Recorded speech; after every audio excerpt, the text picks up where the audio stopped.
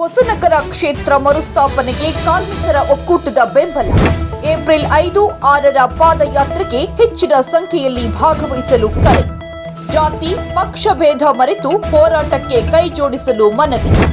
ಮೊಹಮ್ಮದ್ ಹುಸೇನ್ ನೇತೃತ್ವದಲ್ಲಿ ಸಭೆ, ಹೋರಾಟಕ್ಕೆ ಬಲ. ಹೊಸನಗರ ವಿಧಾನಸಭಾ ಕ್ಷೇತ್ರ ಮರುಸ್ಥಾಪನೆಗೆ ಸಂಬಂಧಿಸಿದ ಹೋರಾಟಕ್ಕೆ ಇದೀಗ ಮತ್ತಷ್ಟು ಬಲ ಸಿಕ್ಕಿದೆ. ಅಖಿಲ ಕರ್ನಾಟಕ ಕಟ್ಟಡ ಹಾಗೂ ಅಸಂಘಟಿತ ಕಾರ್ಮಿಕರ ಒಕ್ಕೂಟವು ಈ ಹೋರಾಟಕ್ಕೆ ತಮ್ಮ ಸಂಪೂರ್ಣ ಬೆಂಬಲವನ್ನು ಘೋಷಿಸಿದೆ.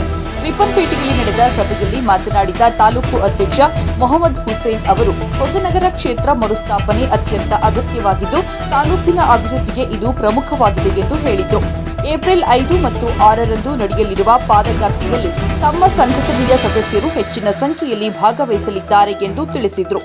ಈ ಹೋರಾಟ ರಾಜಕೀಯಕ್ಕಿಂತ ಮೀರಿ ಜನರ ಹಕ್ಕುಗಳಿಗಾಗಿ ನಡೆಯುತ್ತಿರುವುದರಿಂದ ಸಾರ್ವಜನಿಕರು ಜಾತಿ ಪಕ್ಷ ಹಾಗೂ ಧರ್ಮ ಭೇದ ಮರೆತು ಏಕತೆಯಿಂದ ಭಾಗವಹಿಸಬೇಕು ಎಂದು ಮನವಿಯನ್ನ ಮಾಡಿದರು.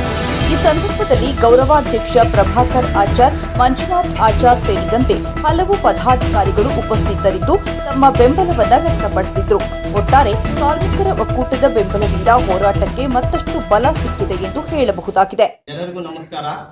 ಅಖಿಲ ಕರ್ನಾಟಕ ಕಟ್ಟಡ ಹಾಗೂ ಅಸಂಘಟಿತ ಕಾರ್ಮಿಕರ ಒಕ್ಕೂಟದಿಂದ ಈ ಒಂದು ಹೊಸನಗರ ವಿಧಾನಸಭಾ ಕ್ಷೇತ್ರವನ್ನಾಗಿ ಮಾಡಲು, ಮರುಸ್ಥಾಪನೆ ಮಾಡಲು ಮತ್ತೊಮ್ಮೆ ಹಾಗೂ ಈ ಹೊಸನಗರ ಉಳಿವಿಗಾಗಿ ಪಕ್ಷಾತೀತ ಹಾಗೂ ಜಾತ್ಯತೀತ ಎಲ್ಲವನ್ನು ಮೀರಿ ಈ ಒಂದು ಕಾರ್ಯಕ್ರಮದಲ್ಲಿ ಪ್ರತಿಯೊಬ್ಬರು ಅತಿ ಹೆಚ್ಚಿನ ಸಂಖ್ಯೆಯಲ್ಲಿ ನಮ್ಮ ಕಾರ್ಮಿಕರಿಂದ ಹಿಡಿದು ಅಸಂಘಟಿತ ವರ್ಗದ ಪ್ರತಿಯೊಬ್ಬ ಕಾರ್ಮಿಕರು ಕೂಡ ಅದರಲ್ಲಿ ಭಾಗಿಯಾಗಬೇಕು.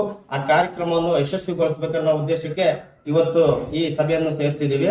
ಆಮೇಲೆ ಹುಂಚಾ ಭಾಗದ ಬಿಲ್ಲೇಶ್ವರದ ಅಧ್ಯಕ್ಷರು ಶಂಕರಾಚಾರ್ಯರು ಕೂಡ ಇದಕ್ಕೆ ಬೆಂಬಲವನ್ನು ಸೂಚಿಸಿದ್ದಾರೆ. ಆಮೇಲೆ ಬಟ್ಟೆ ಮಲ್ಲಪ್ಪದ ಕೃಷ್ಣಣ್ಣ ಅಂತ ಹೇಳಿ ಅಧ್ಯಕ್ಷರಿದ್ದಾರೆ, ಅವರು ಕೂಡ ಈ ಸಮಯದಲ್ಲಿ ಬಂದಿದ್ದಾರೆ.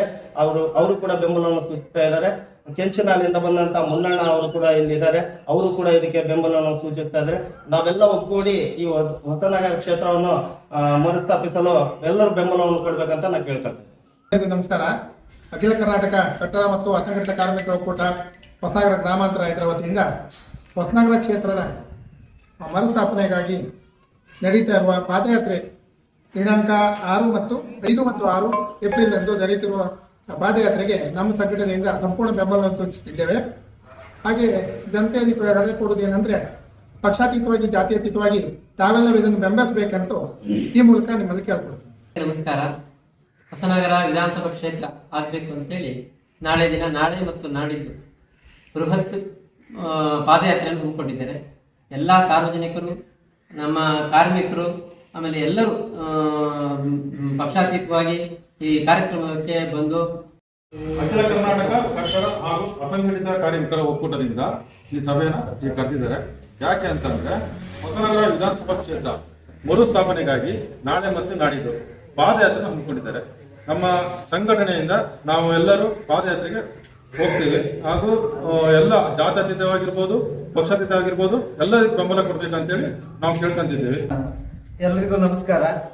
ಹೊಸನಗರ ವಿಧಾನಸಭಾ ಕ್ಷೇತ್ರವನ್ನ ಮರುಸ್ಥಾಪನೆಗೋಸ್ಕರವಾಗಿ ಈಗ ನಾಳೆ ಮತ್ತು ನಾಡ್ದು 5 ಮತ್ತು 6ನೇ ತಾರೀಕು ನಡೀತಕ್ಕಂಥ ಒಂದು ಹೊಸನಗರದಿಂದ 45 ಕಿಲೋಮೀಟರ್ ದೂರದ ಒಂದು ಪಾದಯಾತ್ರೆಯನ್ನ ಯಶಸ್ವಿಗೊಳಿಸಿಕೊಡೋದಕ್ಕೋಸ್ಕರ ಜಾತ್ಯತೀತವಾಗಿ ಎಲ್ಲರೂ ಸಹ ಪಕ್ಷಾತೀತವಾಗಿ ಸಾರ್ವಜನಿಕರು ಎಲ್ಲರೂ ಸಹ ಈ ಒಂದು ವಿಧಾನಸಭಾ ಕ್ಷೇತ್ರ ಮರುಸ್ಥಾಪನೆಗೋಸ್ಕರ ಒಂದು ಬೆಂಬಲ ಸೂಚಿಸಬೇಕು ಅಂತೇಳಿ ನಾವು ಹರ್ತಾಳು ಮತ್ತು ಬಟ್ಟೆ ಮಲ್ಲಪ್ಪ ಗ್ರಾಮಾಂತರ ಕಟ್ಟಡ ಕಾರ್ಮಿಕರ ಒಕ್ಕೂಟದ ವತಿಯಿಂದ ಈ ಒಂದು ಪಾದಯಾತ್ರೆಗೆ ಬೆಂಬಲವನ್ನು ಸೂಚಿಸಿದ್ದೇವೆ.